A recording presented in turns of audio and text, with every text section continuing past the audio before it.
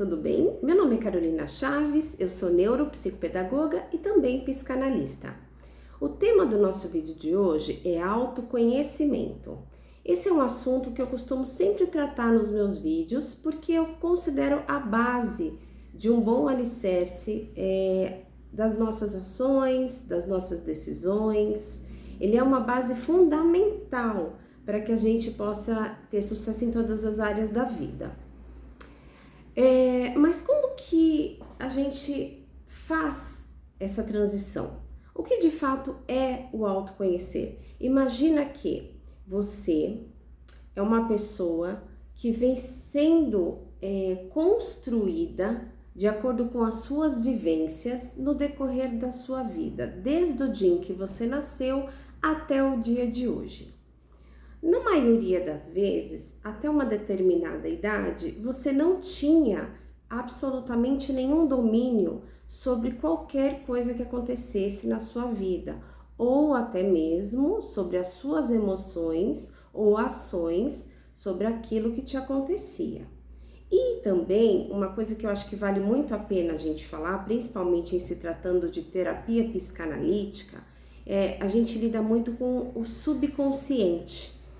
Então, o subconsciente nada mais é do que uma caixa preta, né? Como se fosse aquela do avião. Então, nós temos a nossa caixa preta com informações que sequer você imagina que estão lá, que você não tem aquela lembrança no seu cotidiano, né? Mas que são informações que ficaram registradas ao longo da sua vida desde do momento em que você foi gerado, tá?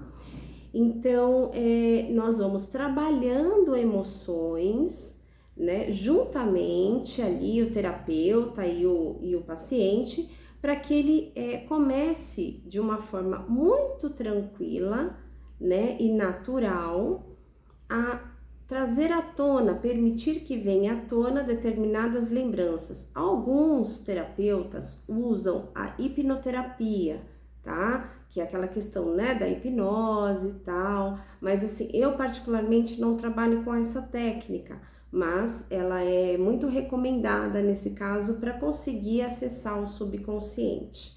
Mas vamos dar continuidade ao nosso tema. Então, assim, imagina que você tem lá um subconsciente com uma série de informações guardadas sobre a sua construção, sobre a sua trajetória de vida. E que, principalmente, fatores ligados à infância vão interferir diretamente, de forma predominante, sobre as suas ações atuais. E principalmente se agregando a vivências da vida adulta, onde alguns conceitos que até então na infância não eram muito considerados, passam a ser invasores prejudiciais do nosso pensamento, das nossas ações e assim por diante. Quando você não se conhece, você fica muito vulnerável a tudo o que vem do externo, tudo te atinge, né? Por quê? Porque você não tem um conhecimento sobre quem você é, sobre as suas necessidades, sobre as suas fraquezas, sobre o teu potencial positivo.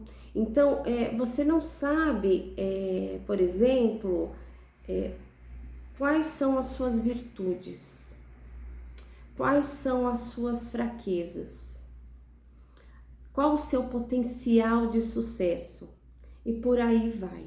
Então, qualquer influência externa, inclusive até positiva mesmo, acaba te prejudicando, acaba te atrapalhando no seu desenvolvimento pleno, na sua saúde mental, principalmente quando, como em vídeos anteriores eu citei, você passa a ficar refém, né? Que é refém de pessoas que têm comportamentos com patologias mentais, como uma pessoa narcisista, um psicopata e por aí vão tantos outros também. Bom, doutora, como que eu faço? Eu preciso de ajuda. Então, como que eu vou trabalhar isso com você? Da seguinte forma. Primeiro, eu vou levantar tudo o que você viveu. Você vai poder me contar livremente, tranquilamente, me informar. Como foi sua infância? E a partir daí a gente começa a entender uma série de fatores.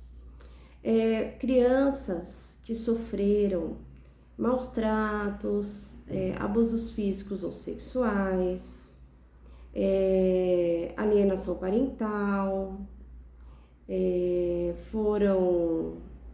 não foram cuidadas adequadamente, né? Foram abandonadas, sofreram perdas significativas, como a perda do pai, a perda da mãe, a perda da avó, de um coleguinha, enfim, pessoas que para ela eram consideradas importantes e tudo mais, ela fica com algo dentro dela em que não se resolve, então ela pode ter a sensação do abandono, a desconfiança, a falta de credibilidade em si. Por quê?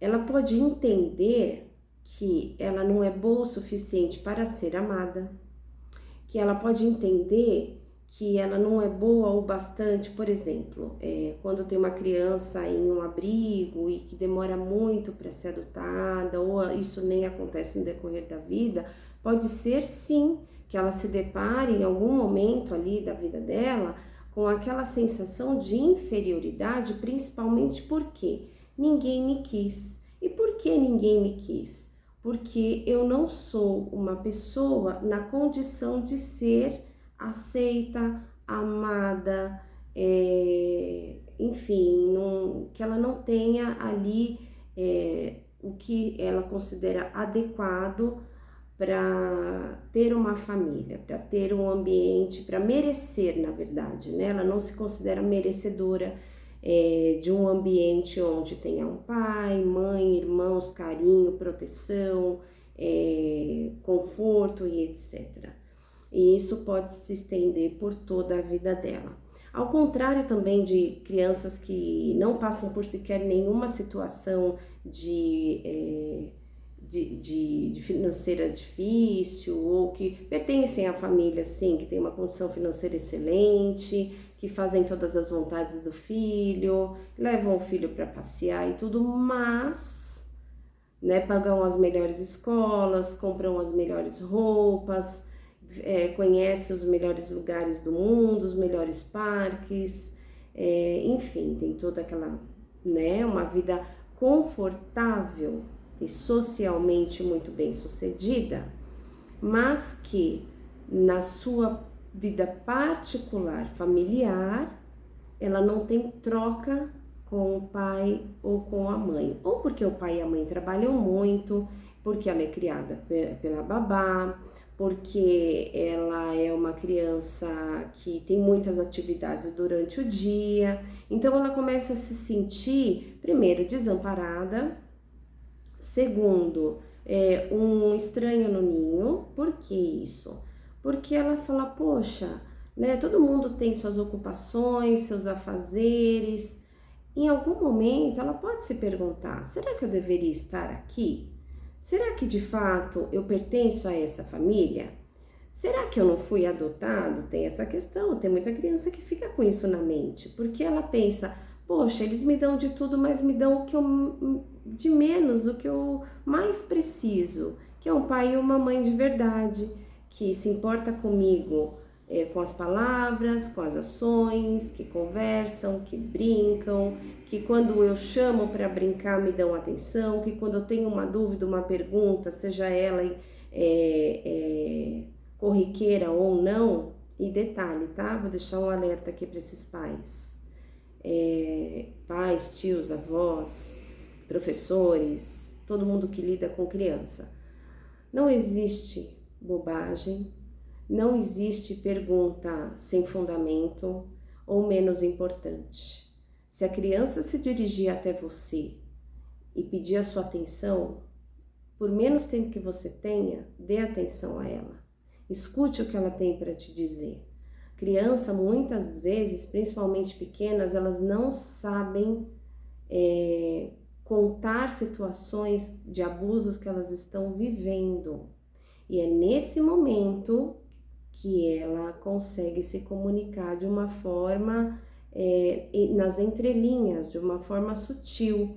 Então, às vezes, um momento de brincadeira, num momento de uma conversa ali boba, uma pergunta à toa, de um desenho, né? Nos momentos mais considerados mais bobos do dia, é que a criança pode demonstrar para você um sinal de alerta e um pedido de socorro.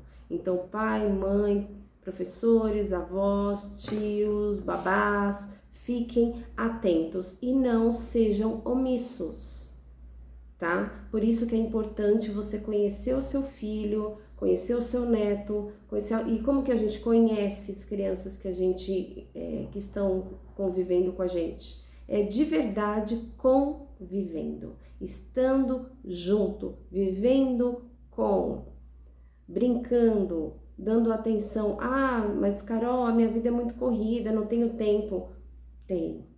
Um pouquinho do seu tempo, um pouquinho antes de você ir dormir, um pouquinho depois que você chegou em casa, tirou o seu sapato. Eu sei que você quer tomar um banho, jantar, mas assim, se a mãe, tira o seu sapato alto, sua sapatilha, ou seja lá o que for, coloca a sua bolsa lá no seu quarto, senta um pouquinho e pergunta: filha, como foi seu dia? O que você fez hoje? E se você perceber que tem algo errado, quer conversar? Você tá triste? O que aconteceu? Ah, nada. Poxa, então vamos brincar? Você quer que eu brinque um pouco com você? Então, por menos que você brinque, por menos que você converse, por menos que você pergunte, dê esse mínimo para o seu filho ou para a criança que está próxima de você. E se ela está te chamando para brincar, você pode até dizer para ela: olha, eu tô saindo para o trabalho, eu tô com um pouquinho de pressa, mas tá bom, nós vamos brincar um pouquinho agora e quando eu voltar a gente continua brincando, tudo bem? Só um pouquinho porque eu não posso me atrasar. E a criança vai entender e ela vai se sentir amada, entende? Isso é importante. E esse vínculo, esse laço, esse apoio, essa atenção vai fazer com que a criança entenda, primeiro, que o outro tem a necessidade dele e que eu tenho que respeitá-la. Por quê? Porque eu também tenho a minha necessidade e eu também sou respeitado. Segunda coisa, é normal pedir ajuda, é normal pedir atenção de uma forma para quem? Para a pessoa correta, porque essa pessoa que é o pai, a mãe, lá na frente, quando seu filho se tornar um adolescente, ele sempre vai entender que a porta de acesso ao apoio vai estar aberta. Você como pai, mãe, tia e madrinha e tudo mais, você não precisa ficar lá toda hora lembrando isso. Você pode simplesmente se fazer presente dizendo: e aí, como foi? Foi tudo bem? Você percebeu que não foi? Nossa, eu acho que não foi muito bem não. Você quer conversar sobre isso? Se a criança, adolescente, até o adulto disser para você: não, mas foi tudo bem. Ah, tá bom, então. Se você uma hora, né, oportuna quiser conversar sobre, você me procura. E deixa a pessoa à vontade. E tudo isso vai fazer com que ela vá estabelecendo uma condição de raciocínio, de autoconfiança, de importância, facilidade de comunicar um sentimento, isso é muito importante. A criança não nasce sabendo e ela cresce muitas vezes sem saber o que ela sente e como expressar esse sentimento. Cabe a nós, adultos, direcionarmos ela, por exemplo, a como se portar no momento de raiva, de tristeza, de euforia e de ansiedade, gente, porque criança também tem ansiedade. Para eles é muito, desde o momento em que sai da barriga da mãe, a criança passa por um estresse absurdo. Ela sai para uma temperatura desconhecida, é tocada pela primeira vez, colocam fralda nela, um monte de roupa. A primeira respiração, dizem, né, os estudiosos, que assim, é uma sensação de uma queimadura que passa por todo o trato respiratório. Então, assim, é um sofrimento, é um estresse, é uma adaptação, ela tem o primeiro contato com tudo que é externo, iluminação, som, toque, textura. Então, assim, é muita coisa para criança. E se a criança não recebe o devido amparo, a calma que ela precisa, o entendimento do outro enquanto adulto sobre aquele ser que está em desenvolvimento e se sentindo totalmente desprotegido, ela vai crescer sim com uma série de buracos emocionais, em que na fase adulta, se ela se autoconhecer, se perceber e se permitir, ela vai fazer uma terapia e vai buscar respostas para isso que ela vive. E principalmente a gente tem que parar para pensar em que essa falta de autoconhecimento deixa o outro, seja nosso filho, nossa filha, nossos afilhados, netos e todas as crianças que estão ao nosso redor desde pequena, faz com que essa criança fique muito vulnerável ao trato do outro. Então ela não se ama, acha que não pode ser amada, que ela não merece o melhor da vida, em que a vida é assim mesmo, é difícil, é uma luta. Ela reage de forma agressiva, porque a agressividade nesse caso é uma autodefesa, uma vez que ela não se conhece para se autoafirmar. Isso impede com que ela evolua na questão social e automaticamente profissional e automaticamente na vida amorosa, na vida familiar. Então, olha, causa uma série de transtornos. Então, uma infância mal trabalhada, uma infância mal vivida, uma infância depreciada, uma infância interrompida, certamente trará resultados devastadores, buracos terríveis, que são assim muitas vezes impossíveis de você conseguir preencher na vida adulta.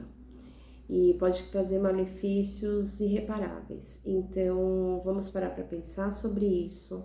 Se foi o seu caso, se você passou por isso, entenda que você foi vítima, você não foi o causador. E hoje você tem o pleno direito de buscar respostas e ajuda para superar essas fases, essa dificuldade, esses traumas, se autoconhecer enquanto ser que tem defeitos, fragilidades, o lado sombra, porque todos nós temos o lado bom e ruim, o lado ruim eu chamo de sombra, e que isso, ok, é assim, todos temos. Não se subjugue, não se julgue inferior ou menos merecedor por isso. Você apenas tem que dosar quando você vai colocá-lo em prática.